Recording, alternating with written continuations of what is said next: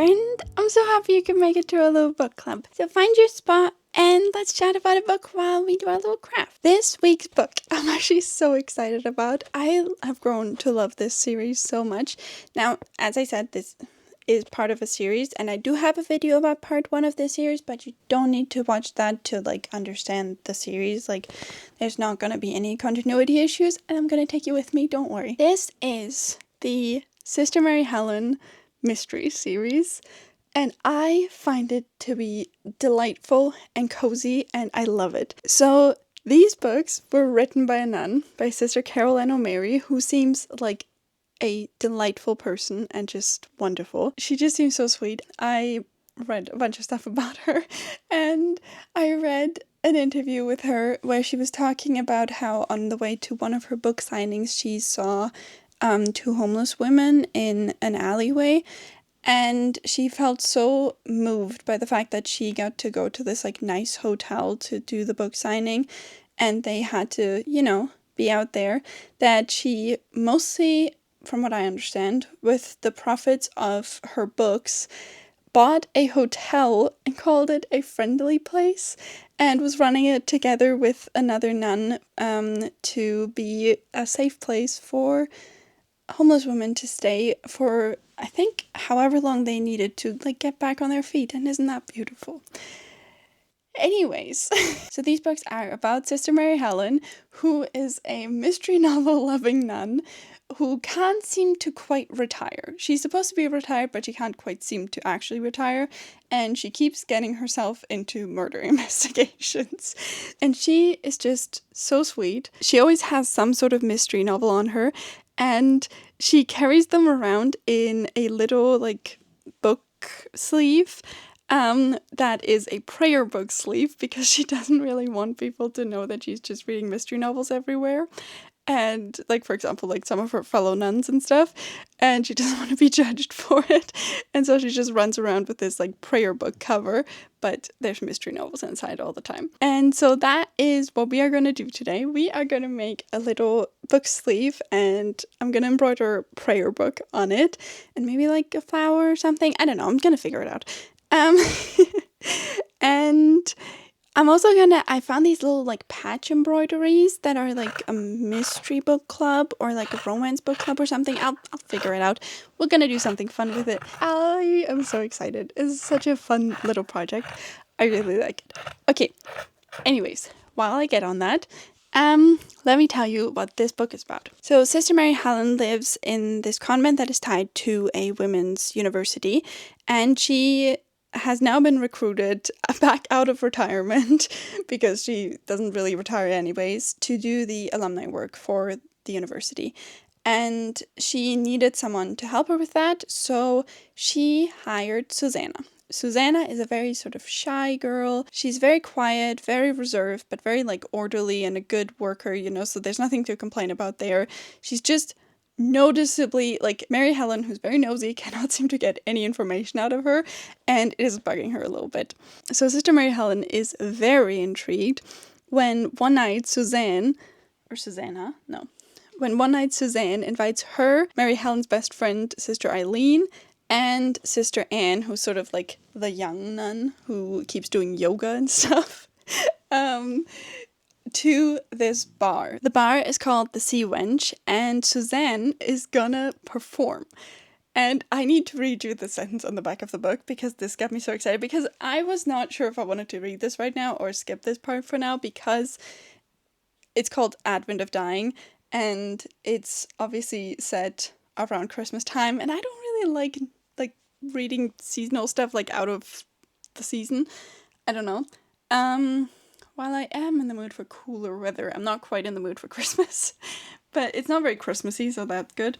And this sentence convinced me to read it right now. Timid little Suzanne Barnes was the perfect ecclesiastical secretary.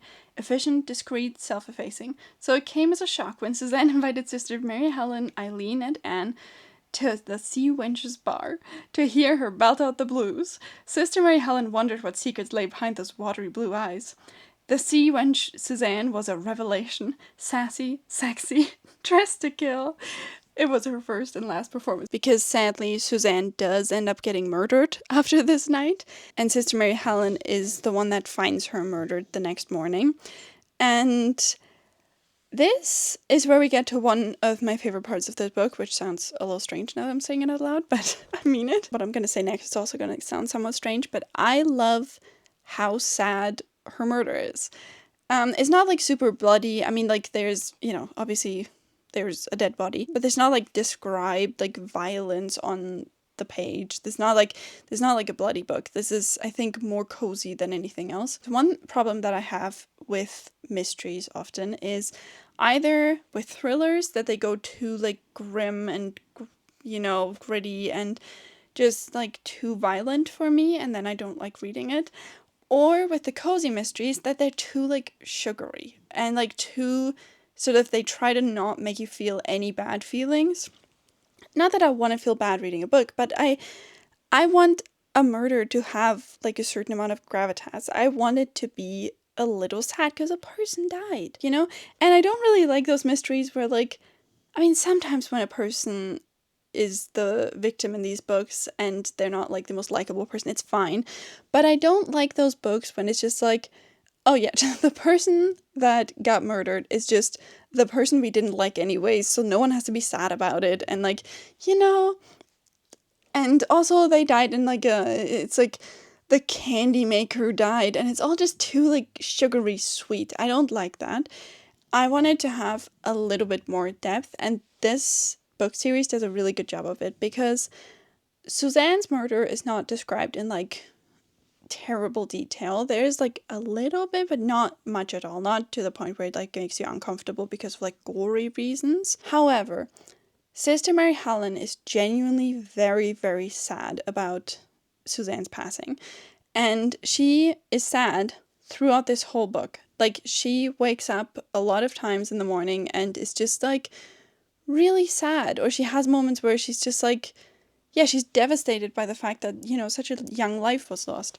And I like that. But also, on the other hand, she always, because she's a nun, because she has like that connection to her sort of spiritual life and to, all that, and she always finds it in herself to like, take heart and keep going. And it's very lighthearted in parts, so it's a hilarious book. And I love that. I love that sort of balance between like, this is sad, but we can still be okay. And I find that so much more comforting than I find those like forced cozy mysteries where it's just like, I guess this is cozy, but like it's just because we're ignoring like real world facts. And I don't think this is ignoring anything, and I love it. All right, anyways, back to the plot of this rant over. Sister Mary Helen finds Suzanne murdered and immediately calls Kate, who is the now married detective from the last part. In the first part, for context, Kate was the detective that was on the first case. She had this like boyfriend that kept wanting to marry her because he's an Italian Catholic, but he's not very religious. He's just, his mother is. And he kept wanting to marry her, but she wasn't sure because it's like, it's the 80s or 90s, I don't know. And she, she's a woman, she's not sure if she can do it all, and she really likes her job. And it's just, I love how Sister Carol Ann O'Mary, the author, wrote this, because it's so obviously written by a nun. And it's so funny. So they did get married at the end. We actually had a double wedding, which was delightful. And in this one, there's like a sentence that is just like, because you forget that this is written by a nun, even though it heavily features nuns, obviously, but you forget that it's written by a nun, because it is very like, it doesn't feel like sheltered. However, where am I gonna find this? Here, I found it. So Kate's talking with her now husband, and how about 10 o'clock mass at St. Thomas? Today's the first Sunday of Advent. Jack nodded. Jack's her husband. Strangely, right after they were married, they had begun to go back to church on Sunday. Neither had said anything about it. It was just one of those tacit agreements that happen. It's like, Kate keeps being like sort of like an 80s, like, girl power woman, but also it is written by a nun, so she will get married. She will want the kid. I don't really think she's gonna quit her job, but she, you know, she will want all the like family things, and of course, she will want to go back to church. And I just find it very cute. Anyways, that is one of my other favorite things about this book. I don't think I can really say that much more about the plot because I don't want to give anything away. I did really like it. So, one, I really like the setting of San Francisco, of that like convent in San Francisco. I think I've got to admit it's partly just because it really reminds me of The Princess Diaries. I love those movies. I always hoped that Genovia was a real place when I was a little child. Anyways, so that I just find very cozy.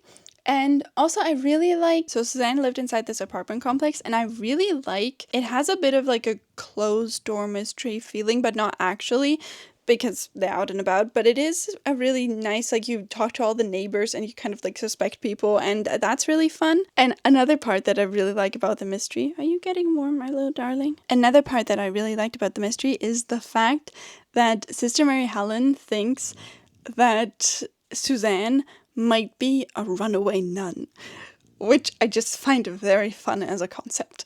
And yeah, I really like that. Do you hear the puppy snore?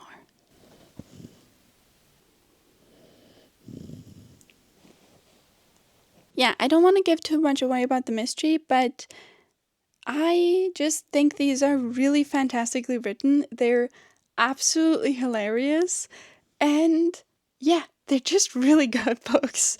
And I'm already reading the next part. The next part is The Missing Madonna. All of my versions are different because I got them all secondhand, as you can probably see. I don't know why, but sadly, this is like, it has Sharpie on it. I tried to get it off, but I can't. And I tried to get the sticker off, and I got part of the book off. It's a shame, but it's okay. But yeah, they're just really well written. I love the characters, and it's just very sweet.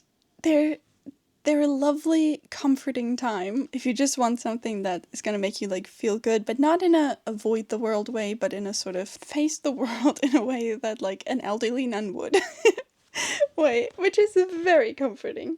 And now let's look at my little book sleeve. Alright, are you ready to see it? I'm excited. It's a little silly, but I'm also very excited. Here it is. My little pouch. It's got the Forbidden Love Book Club, a little, like, I don't know, rainbowy thing. Oh, and of course, prayer book. And on the back, library card, San Francisco, because that's where Sister Mary Helen lives. And the Mystery Book Club. And I put a little button on this one with a little button loop. And a Sister Mary Helen mystery. I just really like it. Yeah. It's a little silly, but I really like it. Oh, I have to show you something else that's a little silly, but I'm also very excited about it. But this was very fun to make. I had a great time. But more importantly, you're never gonna get this arrived today. Look at these. I got them secondhand, and also my husband told me that if we go to Canada in fall, he's going to take me to used bookstores. He's from Canada. He's going to take me to used bookstores where we can get some of these. I'm so excited. I always have to order them online, but okay, look at them. All right, look at the see-through Fabio. He's got little sparkly things coming out of his heart. And look at this one. They're both Bettina Cran, so they're both like the same book as the Book of the Seven Delights, the same author as the Book of the Seven Delights, and The Mermaid, which I'm currently reading. My husband is reading it to me. And look at this one. It's got a window. And then this incredible pose.